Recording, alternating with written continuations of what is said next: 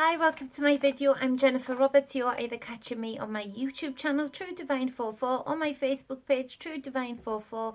Like, share, subscribes and comments are greatly appreciated on there. And much love to everybody who does that thus far. It really helps out. It really helps grow what I'm trying to do. I'm trying to put out as much free content as possible to help support, guide and inspire those who need it, those who want it. I get the general energies from around me, translate them via tarot and bring them to you. Because it's general, some of it might resonate, some of it might not. It might all resonate, it might all not. But bearing in mind right now we're in a very different time in that something's being thrown into the collective consciousness and we are very focused on that something, and it's creating very similar energies within all of us. So the general readings are really connecting with very many from the messages that I'm getting back, and I appreciate those messages of people saying how much they resonated with them. It really helps me. It really helps confirm what I'm doing is helping. So also I'm putting it out there to show what I can do, and you can help support me by booking a private reading, especially right now. I can't do any massages, so I can do private readings via FaceTime, Skype, or whatever other modem you use. I'll try and implement that. I can do energy work if you're feeling anxious, if you're feeling like a little bit out of control, if your energy is scattered, your thoughts are scattered.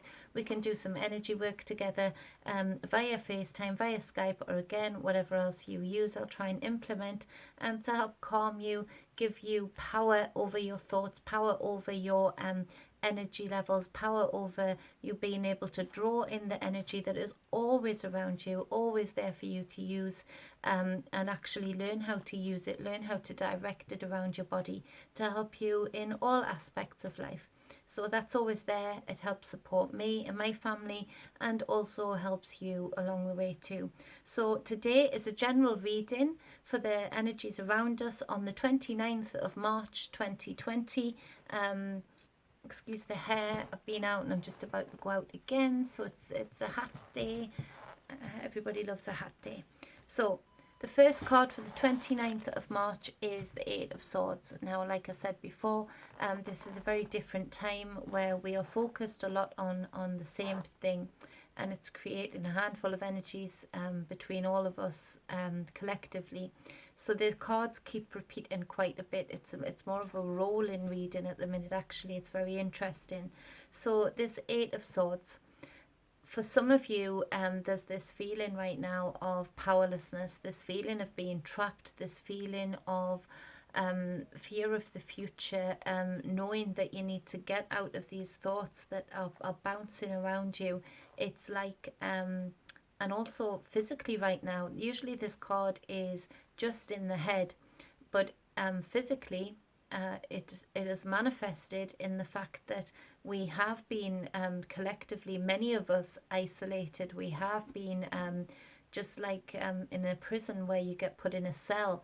We've actually been put into our homes and put into isolation, being detached from the life that we knew. And for some of us, that has put us in a bit of a tailspin. It's put us in a bit of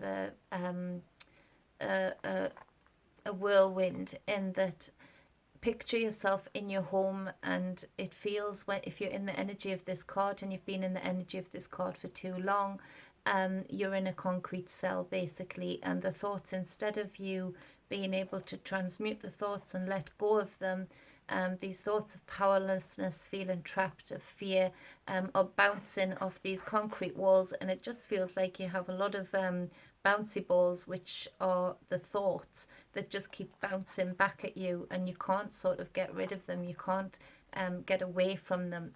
So there's lots of you feeling that way today.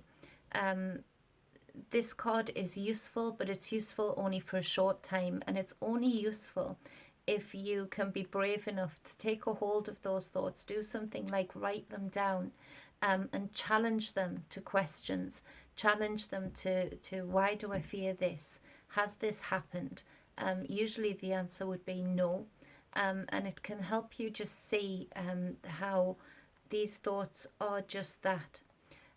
the problem with this card is if we stay in it too long, thoughts become things, in that what we think of, we manifest. And so if we are thinking constantly of fear, of stress, of being trapped, of being unhappy in the situation that we're in, then invariably we're going to manifest the physical things around us to reflect that, in that we'll have something come into our life that does make us feel trapped, that does make us feel isolated, that does make us feel fearful. So it's important that we use this card to maybe challenge our narrative personally, and challenge in particular right now the narrative collectively that's been thrown in the ring via mainstream media, via social media, and challenge them to the questions that we have, so that we don't stay in this card for too long. The reason we have gotten here to the place that we're at collectively, and I know this might be hard to understand, is because we let go of our own reins, because we put the power of our thoughts, the power of the things that we spend time thinking about, in the hands of others, in the hands of the people around us, in the hands of those that control us, in the hands of those that control the monetary system, the health system. We let go of the reins. And so it's important to realize that that's how we've gotten to this point, because that started to create fear. That started to create a feeling of powerlessness, because we didn't have a hold of our own reins. We didn't have dominion over our own individual selves, over our children's lives, over what we want for our lives. We started as a collective to rely on others, on other control systems, to decide for us, to create our world for us. So just like I said before, if we stay in this card for too long, we will actually end up manifesting the very things that we fear. And so we have manifested collectively this point of really being trapped, really being isolated, it being really imposed upon us. It's become the reality. So we need to take heed of that and actually change things up and make things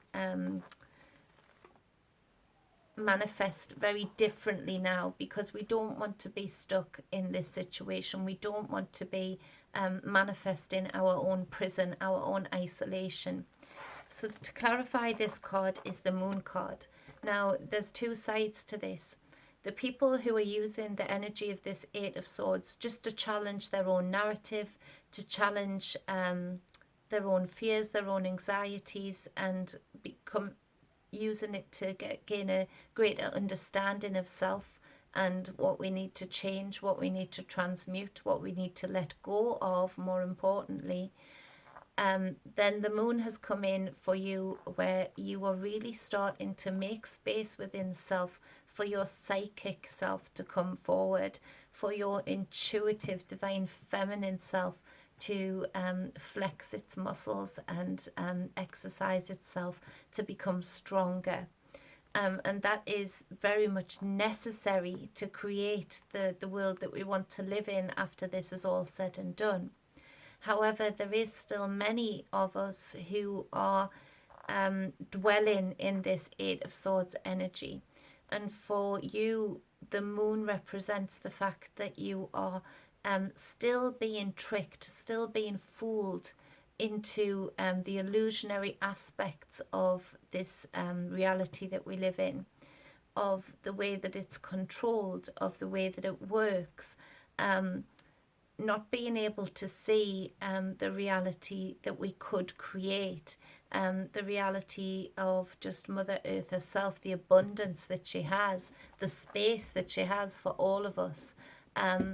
So there's this separation of people, and it is up to us collectively to try and get as many people on the level of connecting with their divine self, connecting with their psychic, intuitive side, so that these illusions, these tricks, just like this thing that's been thrown into the collective consciousness, doesn't have the same effect.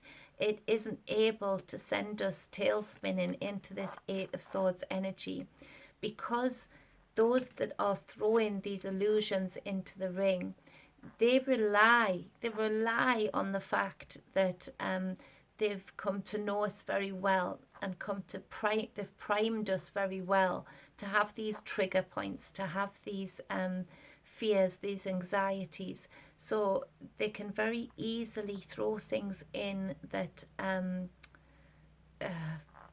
stir up those fears, those anxieties, and do send people into this energy, because they rely on the energy of the collective to make the decision to consent to being fooled into this illusionary aspect of this reality, to be fooled into the control systems and networks that control this reality, and not be able to see the possibilities of the reality without those control systems and networks hanging over us all. Because they need that energy, they need that consent. It's important that many of us aren't staying in this Eight of Swords energy and giving them back that fear, that anxiety, that very energy that they need and want to fulfill the spell, to fulfill the ending of the story that they would choose for us. It's important for us all to stand strong within ourselves and show some mental agility, so show some mental caliber, strength, to challenge this Eight of Swords, to challenge ourselves to the thoughts that we're having, to the fears and anxieties that we have, and actually take control of them, that they don't control us anymore, we control them. And with that, we send out a very different energy. We send out a very empowered energy. Rather than powerless and trapped, we send out a very empowered energy. You just have to look at the Facebook posts, in that there's many people who are just feeling so anxious, feeling so fearful, really going round in circles, which this card represents, those circular thoughts, those cyclical thoughts going round and round, as to how they're feeling about what's going on. And then you can see the posts where people are being very ingenious and thinking of ways to fill their time up that is good for them, i.e. there's so many people exercising so much more. There's so many dogs hiding under bed so that they don't have to go on yet another healthy walk, because dogs have never been walked quite so much, because people are really, because of this imposed isolation, appreciating just one of the excuses that they can use to get out of this trap, and to be in nature. And so there's many people, yes, living in this anxiety and this fear, but there's also many people flipping the script and saying, well, you know what, stuff you. I'm going to teach my children so much during this time. I'm going to connect with my loved ones so much during this time. I'm going to get so healthy during this time. I'm going to exercise. I'm going to book an online course and learn more and expand my mind that way, and show my mental agility and mental strength that way. I'm going to grow my intellect. So there's a real separation of energies. And for those who are living in the fear, please do challenge yourself. Please do feel brave enough to know that you're not going to fall off the face of the earth if you start to challenge and process these thoughts with questions, because it'll become very apparent to you if you were to write down these thoughts and then fire questions at these thoughts, i.e. have I died yet? No. Have I lost my loved ones? Some of us might have. But you're still here. you still have people around you that love you. You still have fear. And I've just felt the energy, and I don't want to ignore it, of those who have unfortunately lost loved ones during this time. And whatever I'm saying right now to the collective, that is not to belittle what you are going through, what you have been through. Of course, if you've lost somebody, you do spend some time in the energy of the Eight of Swords. You do spend some time. It's part of that grief process. And I'm not belittling that. I'm not misunderstanding that. That is a very necessary part for you. And it's up to us as the collective to be there, to support you, to hold you, to uplift you, and keep you sane and safe during this time of great loss and great confusion, because having to deal with that great loss without maybe the physical love, physical hugs of friends and family to help support you. So energetically, I send you my love today, if that resonates with you, and I send you my hugs, my compassion, and my thoughts. They're definitely with you. So it is important to recognise that for some people that has happened, that is going on.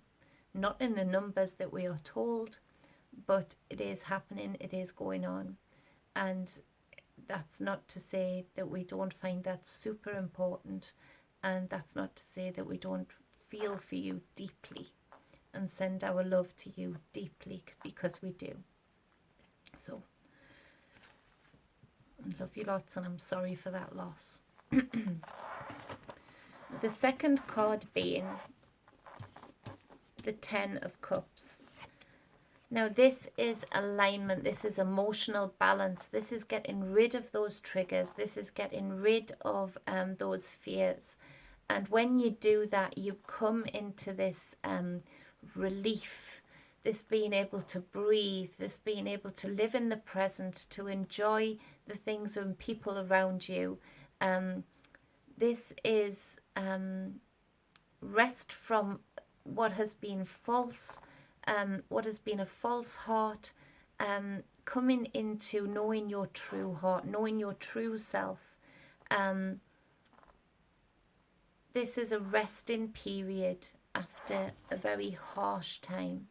So where the people who manage to lift themselves out of the energy of this Eight of Swords by challenging their own narrative, and indeed challenging the narrative that is being thrown into the collective day in, day out, those illusionary aspects, those muddled up numbers, those contradictory things that are being thrown into the ring, then that's where the Ten of Cups comes in, because you've actually flexed those intellectual muscles and shown yourself that actually you are in control of your reality, you are in control of your thoughts, you are in control of how you deal with those thoughts and how you use those thoughts, rather than them controlling you. You are in control of any feelings of anxiety, you are in control of any feelings of stress. And it all comes from you actually looking at the bigger picture and challenging your own narrative, and then leading on to challenging the narrative that is being thrown into the collective. With that, you come into true alignment, true balance emotionally. This is emotional intelligence, emotional maturity, a resting period after a very harsh storm. So that's excellent for a lot of people, and a lot of people are coming into that. Like I said, you've just got to look at the Facebook statuses to see how many people are actually flipping the script and using what is meant for harm for good, and being able to transmute what is meant for harm into good. So to clarify this Ten of Cups, we have the Four of Swords. The Four of Swords absolutely reflecting that knowing, that having that wisdom to know when it is time to rest, to meditate, to be in the present. And instead of feeling powerless and trapped during this collective isolation period, you start to be grateful for it. You start to be grateful for the fact that you can live in the present, that you can spend time with loved ones, that you can spend time connecting, even if it's just over the phone, and that you can have time to rest and meditate and just be. And with that, that really brings you into even more balance, even more alignment. There's this feeling of calm. Now, to go on from there, the third card is the Queen of Swords. Now, the Queen of Swords is perfect to speak to these previous cards, in that the Queen of Swords is very intellectual, and she very easily sees through illusion. She sees through lies and manipulation. And she absolutely knows how to flex those intellectual muscles to lift herself out of energies that are inflicted on her, either by herself in this Eight of Swords, or by the narrative that's been thrown into the ring of the collective consciousness. She can see what's happening. She can discern how to react to it. And for those that resonate with this reading, the reaction is perfect, because this queen is able to lift the veil of illusion under this dim light of the moon and connect with the positive side of the moon, the divine feminine side, the intuitive side. This queen has no problem at all cutting out what does not serve her. So that's how we get to this Ten of Cups feeling, because this Queen of Swords absolutely cuts through those illusions. She cuts through those lies and only keeps what serves her and leaves the rest behind. And she does this very easily. It might seem cold-hearted at times. It might seem a little bit aggressive to some, but actually no, she just knows herself. Know thyself. And she has absolute control over her the mental aspect, her thoughts. She has the wisdom to know that thoughts become reality, so that she knows not to dwell in the Eight of Swords, but challenge it, use what lessons she can draw from those challenges, those questions that she sets to the Eight of Swords, and then leave the rest behind. So with that, to clarify the Queen of Swords, we have the Three of Wands, another repetitive card. And because of her ability to challenge the narrative and see through illusions and absolutely stand in her power to know that her thoughts become her reality, if we were to all do this individually, the horizon that would show itself, that would reveal itself, would be very different to those that would wish to control us, whether in our individual lives, people around us, or, like I said, the controllers of the reality that we've been living in for too long. She knows that if we were to do this individually, collectively, it would start to accumulate.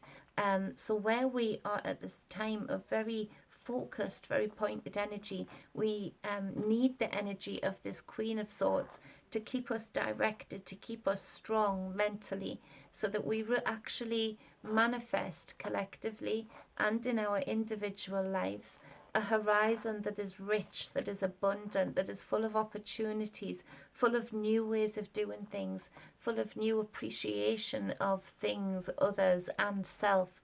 So it's very important right now to embody this Queen of Swords energy, because this Queen of Swords energy is strong enough, and she knows she is, to deflect any incoming tricks, incoming illusions.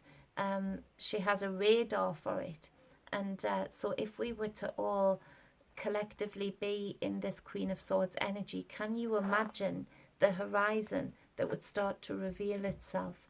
And in a way, if you look, it already is. Look at how much more connected people are being. Even though physically we've been isolated, in a way that has been used for good collectively, because we've found ways and we've made time to connect with loved ones, either via the phone or hanging out of a window. But one way or another, we've gotten ingenious during this time of showing our appreciation, 2 seconds baby, and our love for one another. It's a little bit like you don't know what you've got till it's gone. And a lot has been seemingly taken away from us. A lot of power has seemingly been taken away from us. A lot of freedom has seemingly been taken away from us. And yes, that might be true for a time in the physical. All of that might be true. But actually, collectively, many people, and it's so inspiring, are rising up and using their intellectual selves, their mental self, to take control of the situation and find ways around it to connect, which is where this Ten of Cups comes back in that we are feeling aligned and connected more to the all, that we do feel like we're moving as a whole. And so there's many people that need to catch up with that.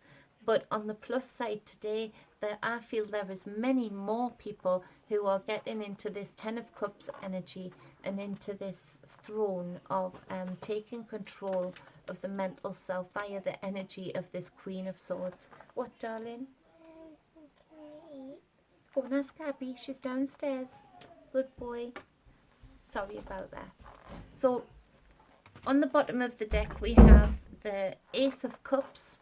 So again, that speaks to, we've gone from this Ten of Cups, this alignment, this understanding, this emotional calmness, this emotional bliss, getting rid of those trigger points, into this Ace, into this newness, into this cup that overflows, a new passion for life, a new understanding of the importance of those around us, the importance of self and being fulfilled in self. On the bottom of the other deck, we have the Four of Cups, but it's in the reverse.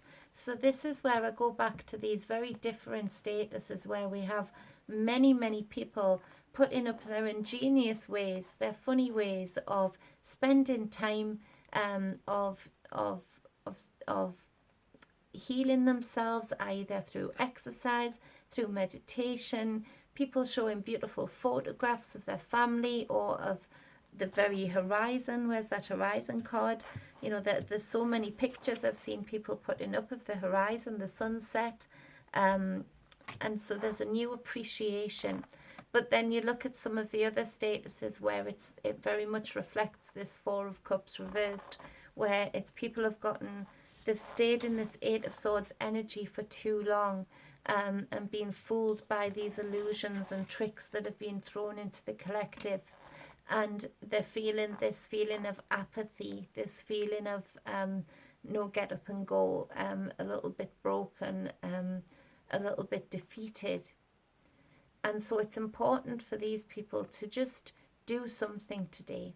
If you're feeling like that, I don't care what it is, whether it's walking your dog, whether it's painting your nails, which I need to do, whether it's doing some new hobby, or starting an online course, something new to just lift you out of this energy of apathy, to lift you out of this energy of the Eight of Swords. Anything to distract you from these thoughts that are bouncing off the walls will help you today to catch up with those others who are in alignment and who are feeling like the cup's overflowing. It's very important to do so because, and I've probably mentioned this through the reading, but the collective energies right now really do really do decide what kind of reality we end up living once this is all said and done. The collective connectedness and feeling of oneness, and also the empowerment of each and every one of us individually, absolutely decides what kind of reality we live in. So collectively we do have a choice as to what we manifest after this. And it's important that we all take part. It's important that we all know that we all have a responsibility to self, to our children, to each other, and to Mother Earth herself, because with this horizon, I feel so many different ingenious ways of doing things differently via energy, ways of having healthier water, ways of being able to do things faster and cheaper, ways of being able to work differently, i.e. One example is that my mum's going to have to work from home, I think from tomorrow, and just go into work as little as possible. But she does work with vulnerable adults, so you know that's a bit of a strain, but it's absolutely doable. And lots of people have been showing their companies, these big corporations, what they're made of by managing to not just do the work from home, but do it faster, do it better. And so even things like that we are proving that actually if we do care about nature, if we do care about people's lifestyles and how much time they get to have at home, and we do care that we don't want these people stuck in a traffic jam day in, day out just to get to work, and then having to do that all the way back, and all of those emissions coming from the cars. Imagine how many emissions we could just cut out just because we are showing our stuff and being able to attain the same amount of work, if not more, working from home, and still having the time to be aligned and enjoy the present with the family. So there's things like that we need to grab onto and focus on. Let's start petitioning these big companies now to say, you need to keep this change in place, you need to make this change, you need to allow people to work more flexibly. Look, it works for you, it works for us, it works for nature. There's lots of things coming to the fore like that, but only if we can really collectively get out of this fearful, powerless position and feel empowered standing at this horizon with these wands, with these choices, in this alignment. That's the kind of thing that we need to be manifesting right now. New ways of doing things, innovative ways, allowing people to rise up and be seen for the inventions that they've been creating while they've been isolated, while they've been stuck inside. People are doing things that really will change the world right now, but it's up to us collectively as to whether they can be heard, because it's up to us collectively to manifest the reality that they would be allowed to be heard. So a powerful, powerful day. It felt a little bit all over the place, but to be honest, that's how the energies feel. There's such a separation of anxiety and fear and real empowerment and strength and courage. So it's important that we somehow support and give space and time to those who are feeling fearful and anxious, and help uplift them so that they can enable themselves, nobody else can do this for them, to lift themselves out of that Eight of Swords imprisonment and come into more alignment, come into more bliss, into less fear and less anxiousness. So if you would like a personal reading, get in touch with me. That helps support me, it helps support my family. Also, I can do some energy work with you if you're feeling anxious and fearful. It will really help bring you into this feeling of alignment and feeling of empowerment. You can get in touch with me with any of the details above or below this video, depending on where you're watching this video. And that's about it for now. Be balanced and be whole always. Much love. Bye.